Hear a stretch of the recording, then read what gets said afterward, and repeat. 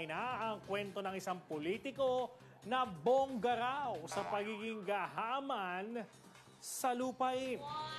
Ayon sa ating scooper, ilang may hirap na pamilya raw mula sa malalayong probinsya ang inaagawan ng ari-arian ni subject, kung saan pinalabas raw nitong peke ang mga pinangahawakan nilang mga titulo. May isang araw dito ang pumalag sa galawang bibo ni subject at lumapit sa kinauukulan.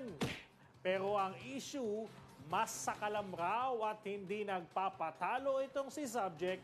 Dahil kahit ang ilang ahensya ng gobyerno ay kaya umano nitong paikutin sa kanyang kamay. May eksena na nga rin daw na binisya ng ilang opisyal ng gobyerno ang mga naturang lupain para paalisin ang mga pamilyang nakatira dito. Kahit tila pinagduldulan na nila ang mga titulong kanilang pinangahawakan.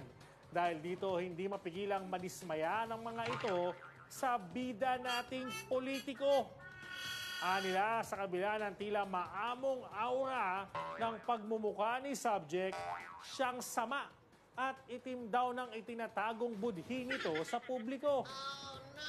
Kumbaga sa bokabularyo ng Gen Z, red flag ang inyong lingkod sa totoong buhay.